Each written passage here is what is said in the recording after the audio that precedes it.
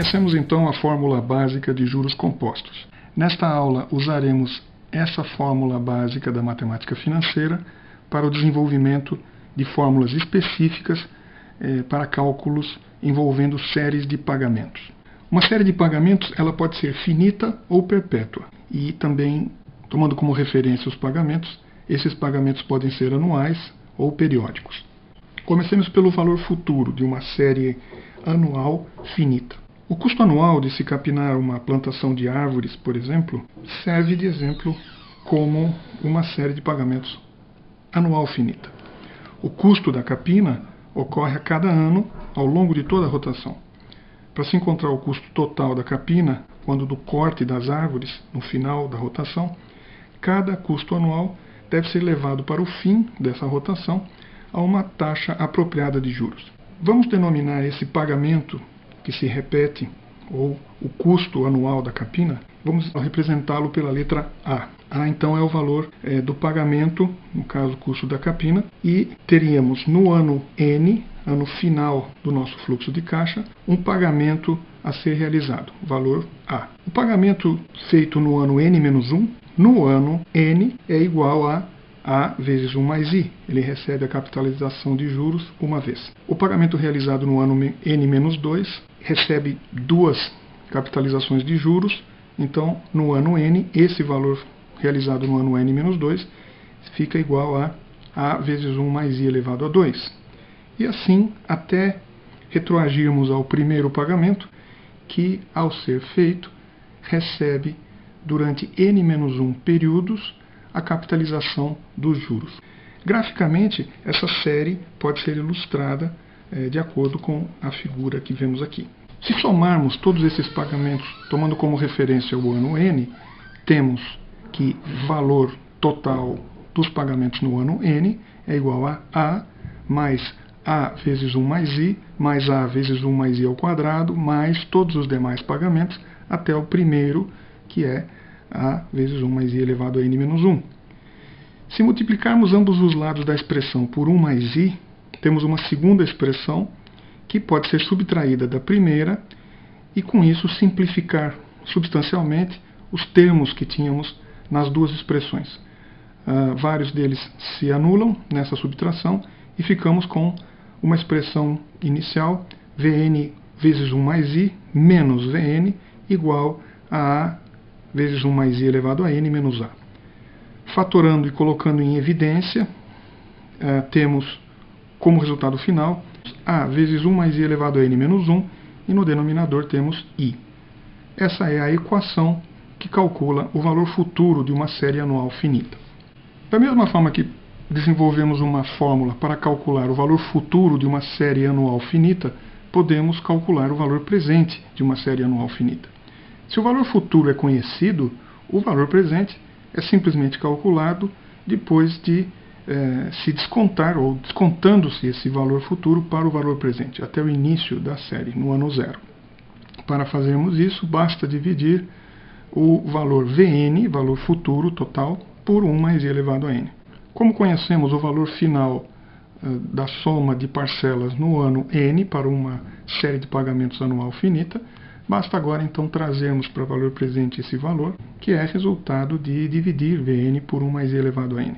Temos como resultado final que o valor no ano 0 de uma série de pagamentos anuais finita seria igual a o valor da anuidade, o valor de A, vezes 1 mais I elevado a N menos 1, dividido por I vezes 1 mais I elevado a N. Essa é a equação que calcula o valor presente de uma série anual finita.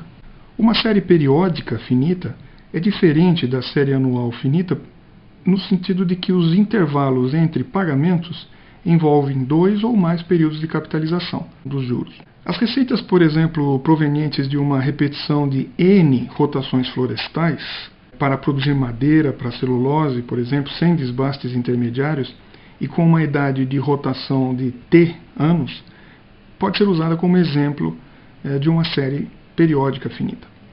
Para encontrarmos o valor futuro dessa série, iremos assumir que A é a quantia periodicamente paga, no caso a receita recebida com o corte da madeira, N é o número de vezes, ou o número de pagamentos, ou o número de rotações nesse exemplo.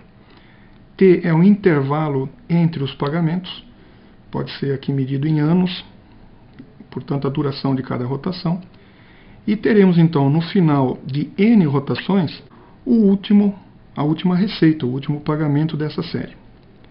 O penúltimo pagamento acontece no ano T vezes N menos 1, ou seja, penúltima rotação, N menos 1 rotação, vezes T, que é a duração de cada rotação. Nesse momento, recebemos receita e a levamos para o fim da série periódica, que acontece T anos depois. Então, para que esse valor seja calculado no fim da série periódica, temos que multiplicar o valor do pagamento por 1 mais I elevado a T. O antepenúltimo pagamento acontece N menos 2 rotações antes. Esse pagamento acontece a 2 vezes T anos do fim da série de pagamentos periódica. Então, para que esse pagamento, essa receita recebida na antepenúltima rotação, seja levado para o fim, temos que multiplicar o valor da receita, o valor de A, por 1 mais I elevado a 2T, 2 vezes a rotação, uma vez que esse é o tempo que nos separa do fim dessa série periódica. E a primeira receita, o primeiro pagamento, como levá-lo para o fim? Basta multiplicá-lo por 1 mais I elevado a NT, que é o número total de anos, menos T, uma vez que esse pagamento acontece T anos depois do início da série. Graficamente, essa série pode ser representada através deste gráfico e vemos que no futuro temos a soma desses pagamentos, A mais A vezes 1 mais I elevado a T, mais A vezes 1 mais I elevado a 2T, mais todos os demais pagamentos até o primeiro, retroagindo até o primeiro, que é A vezes 1 mais I elevado a NT menos T. Se multiplicarmos ambos os lados por 1 mais I elevado a T dessa expressão, obtemos uma segunda expressão que pode ser subtraída da primeira, resultando numa expressão mais simples, com um menor número de termos, que fatorada e simplificada nos coloca em evidência o valor VNT, o valor total dessa soma no final da série periódica, igual a A vezes 1 mais I elevado a NT menos 1, dividido por 1 mais I elevado a T menos 1. Essa é a fórmula para cálculo do valor futuro de uma série periódica finita. Bem, se temos o valor futuro de uma série periódica finita, fácil termos também o valor presente dessa série. Basta descontar esse valor para o presente e, no caso, lembrar-nos que o número total de períodos de capitalização nessa série é N vezes T. Então, basta dividir essa série por 1 mais I elevado a N vezes T.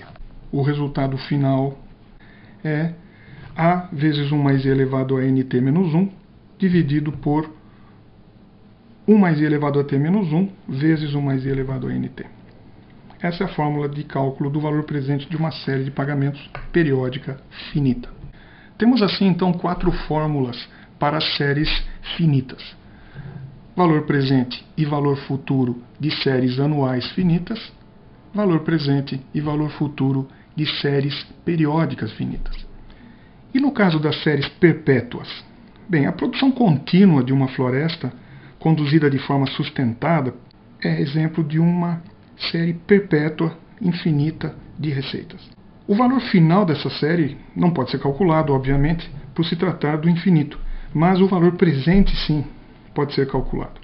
Se o manejo sustentado produz um retorno anual regular, o valor presente dessa série perpétua é A dividido por I. Simplesmente dividir o pagamento anual pela taxa de juros resulta no valor presente dessa série anual perpétua. Essa fórmula pode ser obtida a partir da fórmula que tínhamos para valor presente de uma série anual finita. Lembrem-se que essa fórmula era igual a A vezes 1 mais I elevado a N menos 1, dividido por I vezes 1 mais I elevado a N. Se considerarmos que N é um valor muito grande, é infinito, podemos reconhecer que 1 mais I elevado a infinito menos 1 é praticamente igual a 1 mais I elevado a infinito, uma vez que ambos os valores são praticamente infinitos. Esses valores se simplificam na expressão original para cálculo do valor presente de uma série anual finita e, cortando-se ambos os termos com esses valores iguais, temos a fórmula indicada de séries anuais perpétuas. Bem, e quanto ao caso das séries periódicas perpétuas? As receitas, por exemplo, de um plantio florestal que amadurece a cada T anos, e sem receitas intermediárias, ele serve como exemplo. O valor presente dessa série pode ser encontrado assumindo-se primeiramente que A é o valor do pagamento periódico, T é o intervalo com que acontecem esses pagamentos, e assim podemos então usar a fórmula para cálculo do valor presente de séries de pagamentos periódicas finitas e simplificar aquela expressão considerando o infinito no expoente dos termos 1 mais i elevado a n vezes t. Uma vez que n é o número de rotações possíveis, no caso aqui perpétuas, são infinitas as rotações possíveis, n é infinito, temos então no expoente um valor infinito, 1 mais i elevado a infinito é um valor infinito e pode ser simplificado pelo termo de baixo.